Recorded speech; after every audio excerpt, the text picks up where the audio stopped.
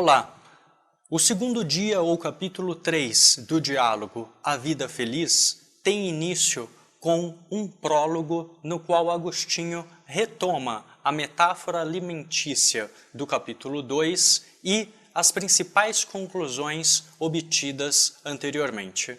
Agostinho retoma a discussão que ficou em suspenso no dia anterior da seguinte forma. Cito: demonstramos pela razão ser feliz quem possui a Deus. Ninguém contradisse tal conclusão. Em seguida, foi proposta esta questão: quem vos parece que possui a Deus? Sobre esse ponto, se bem me lembro, 3 opiniões foram emitidas. Uns estimaram que possui a Deus quem faz o que Deus quer. Outros opinaram que o possui quem vive bem. Os demais afirmaram Deus estar presente naqueles em quem não reside o espírito denominado impuro. Fim de citação.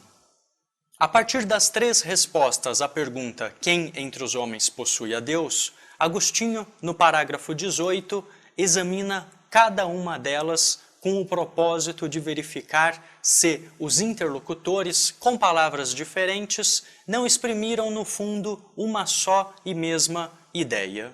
A estrutura do parágrafo 18 é a seguinte. Agostinho começa por analisar a concordância entre as 2 primeiras opiniões. Após ver que as 2 primeiras opiniões não diferem entre si e que, no fundo, são uma só opinião, questiona o sentido da terceira opinião, para, por fim, investigar a presença daquelas 2 nesta terceira. Assim, o que está em jogo nos 2 primeiros pareceres é 1.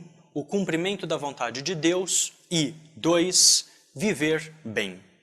Fazer a vontade de Deus e viver bem seriam 2 coisas diferentes? Não, pois, diz o texto, vemos que quem vive bem faz a vontade de Deus e quem faz o que Deus quer vive bem.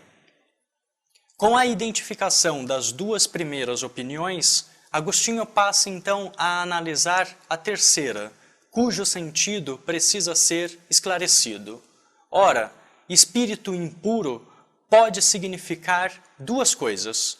Por um lado, aquele espírito que causa a possessão, que se apossa da alma, causando nela certa forma de loucura e que deve ser exorcizado para que não a perturbe mais. Por outro lado, em um sentido mais filosófico e menos religioso, espírito impuro se identifica com alma impura, maculada por vícios e erros. Adeodato, filho de Agostinho e autor da terceira opinião, entende espírito impuro conforme a segunda acepção. Diz ele, está isento do espírito impuro aquele que vive castamente. Tal resposta, porém, é ambígua. Com efeito, castidade também pode ser compreendida consoante 2 sentidos. Para explicitar isso, Agostinho pergunta, mas a quem chamas de casto? 1. Aquele que não comete nenhum pecado, ou 2. Quem se limita a abster-se de relações carnais ilícitas. Obviamente não pode ser casto quem possui a alma manchada, por exemplo, pelo pecado do olhar, da curiosidade, ainda que se abstenha de relações carnais.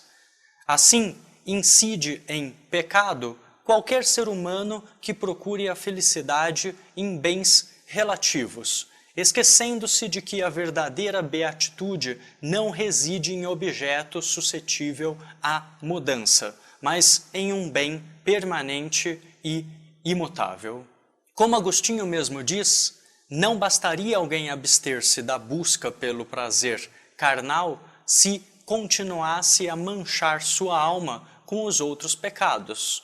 Ao contrário, continua Agostinho, será realmente casto quem tiver os olhos voltados para Deus e não se prender a nada além dele só. A questão aqui acerca da castidade, que só existe na alma que está aderida, voltada, convertida a Deus, refere-se àquela inicial do fim dos bens. Somente Deus, como bem imutável, pode ser considerado o fim supremo, o fim dos bens, porque todos os outros bens ou objetos, coisas, uma vez que são suscetíveis à mudança, não são capazes de proporcionar a vida feliz para o homem. Com efeito, um objeto suscetível à mudança, um objeto perecível, uma vez que pereça, uma vez que seja retirado do homem, levará consigo a felicidade.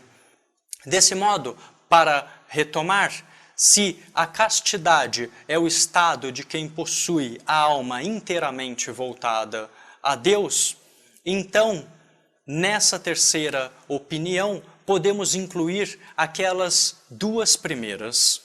Ora, viver bem e fazer o que agrada a Deus são uma e mesma coisa. E não é possível ser livre do espírito impuro, ou seja, ser casto e aspirar a Deus, sem cumprir a vontade dele e viver bem. Logo, conclui o parágrafo 18, as três opiniões emitidas coincidem em uma só.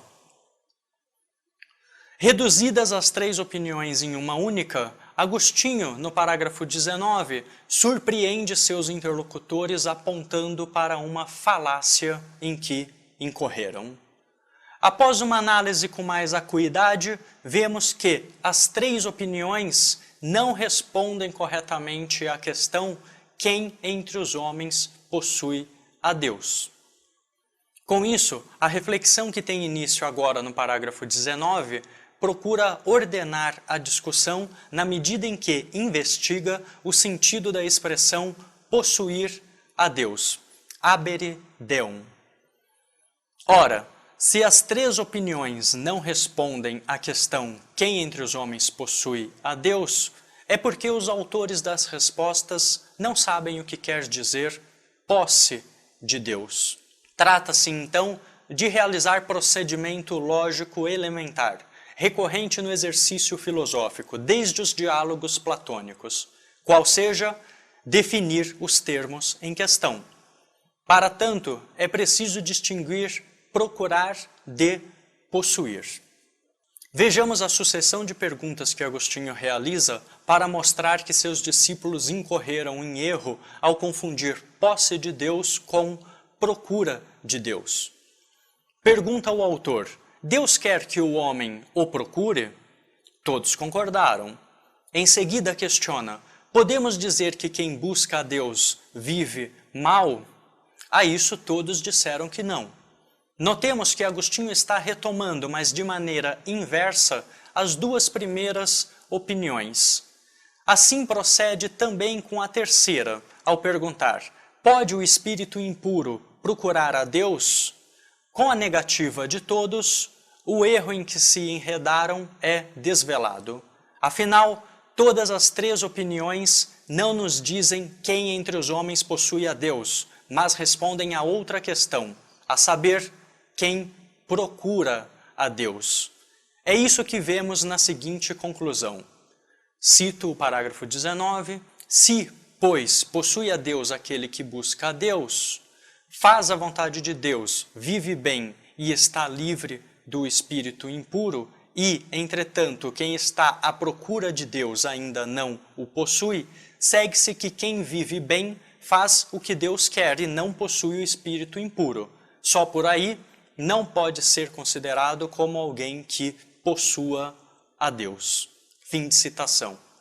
No momento em que todos concordaram que quer Deus que o homem o procure, a opinião de que possui a Deus quem faz a vontade dele caiu por terra, uma vez que quem procura algo, por definição, não possui aquilo que procura. Mônica, então, propõe mais de um sentido para posse de Deus, entre os quais um é conciliável com procura de Deus.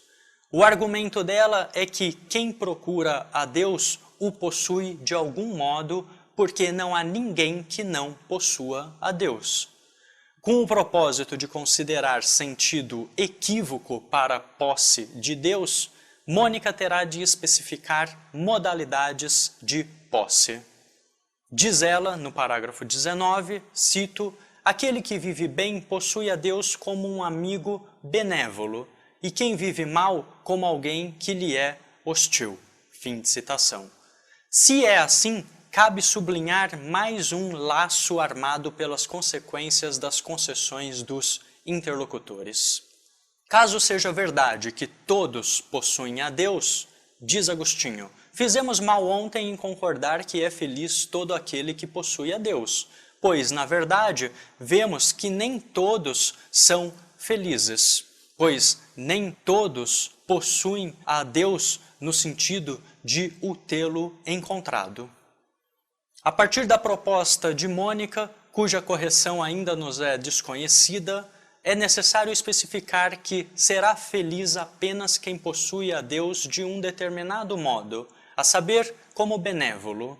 Não sem razão, ela sugere. Acrescenta então o termo benévolo. Dessa maneira, quando foi dito que é feliz todo aquele que possui a Deus, deviam ter complementado como benévolo, de forma que a resposta deveria ter sido: é feliz aquele que possui a Deus como benévolo. Os discípulos de Agostinho, no entanto, ainda não enxergaram a inconsistência da tese é feliz quem possui a Deus como benévolo, e insistem mais um pouco nela. Agostinho, no parágrafo 21, deixa a conversa prosseguir, até eles mesmos depararem com a necessidade de redefinir o problema, isto é, de descobrir outra modalidade de posse de Deus. O problema com o qual os interlocutores deparam é o seguinte: se Deus não pode ser benévolo àqueles que o procuram, então Deus seria malévolo a eles. Mas admitir isso seria absurdo, pois Deus seria malévolo com quem o procura. Daí Trigésio dizer, creio haver aí um meio termo entre benévolo e malévolo, entre Deus benévolo e Deus malévolo. Mas de que modo aqueles que não possuem a Deus nem favorável nem hostil possuiriam a Deus? Segundo Mônica, de modo a não estar sem Ele. Ainda sem explicitar, no parágrafo 21, a armadilha em que estão se embrenhando, Agostinho intervém na discussão e pergunta: e o que vale mais, possuir a Deus ou não estar sem Ele?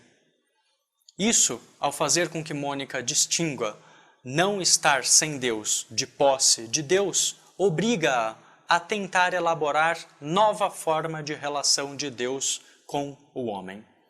Vamos conferir de que modo isso se dá no texto. Eu cito: quem vive bem possui a Deus e de módulo benévolo. Quem vive mal possui a Deus, mas como distante, hostil. E quem quer que esteja à procura, sem todavia o ter encontrado ainda, não possui a Deus nem propício, nem molesto.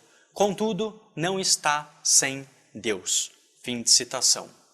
O esquema tripartite de Mônica nos diz que é possível possuir a Deus de dois modos. Um, como propício, e dois, como distante. O esquema tripartite de Mônica nos diz que é possível possuir a Deus de dois modos excludentes.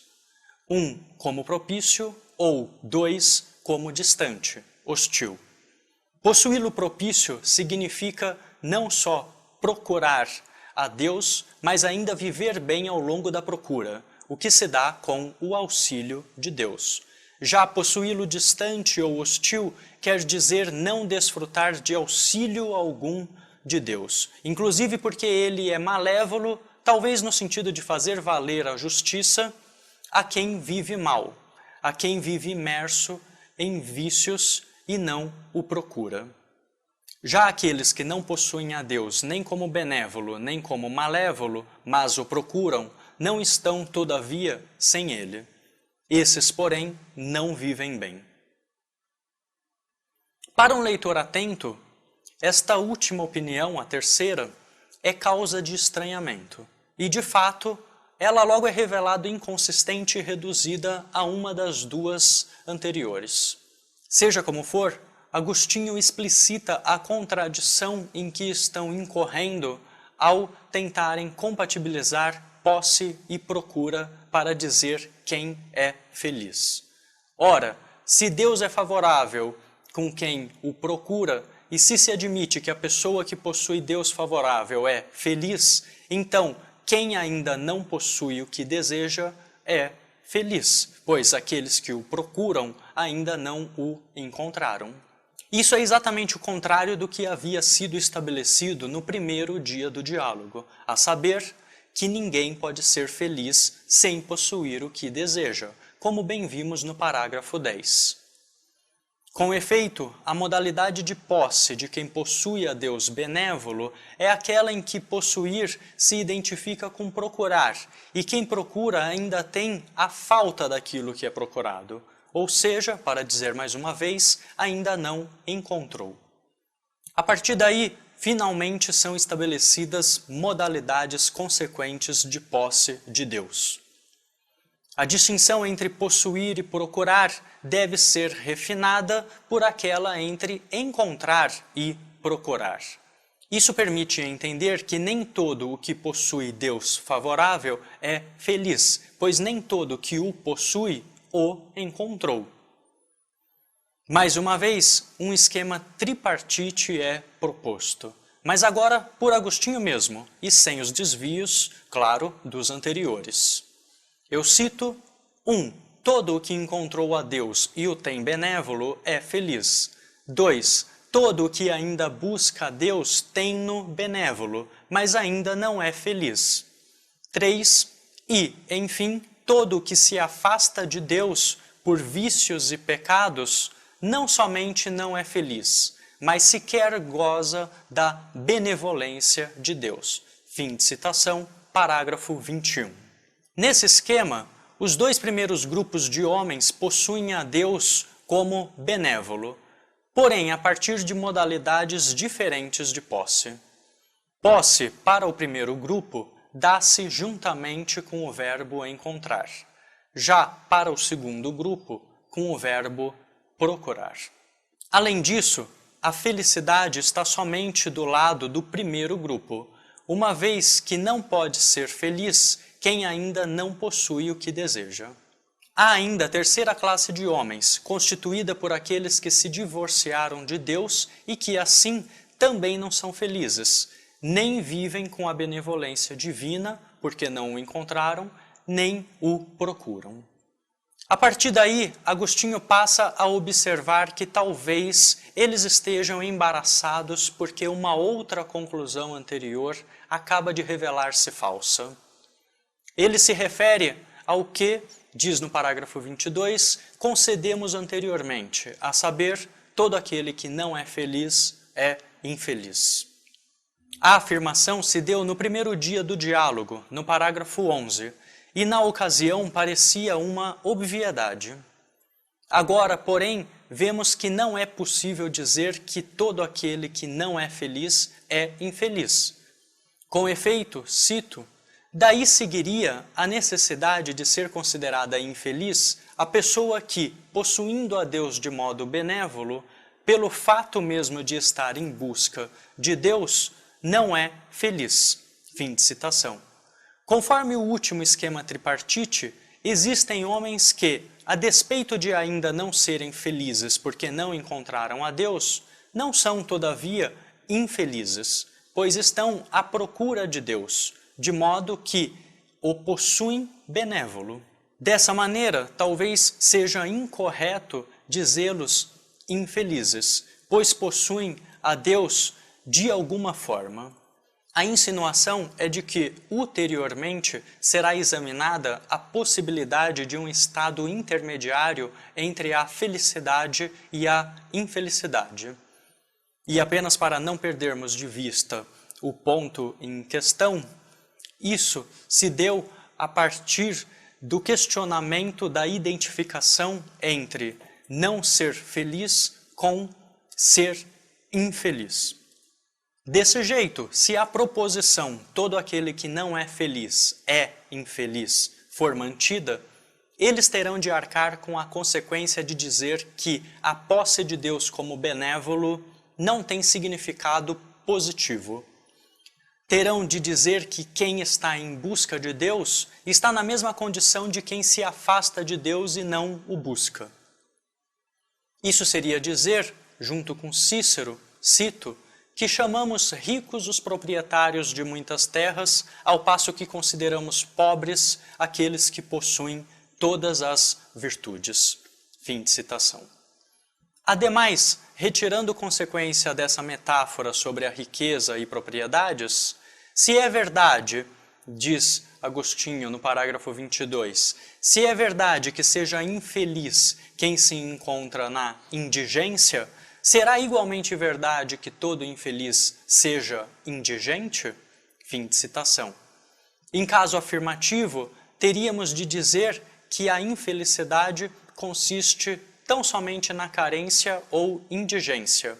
E, assim, quem estivesse à procura de Deus, quem o possuísse de modo benévolo, na verdade não o possuiria, mas seria indigente e infeliz. Esse problema será devidamente investigado no próximo e último dia do diálogo, que, como já podemos supor, versará sobre a indigência como carência, falta de Deus, e também sobre o contrário da carência, que reaparecerá com o nome de plenitude ou opulência.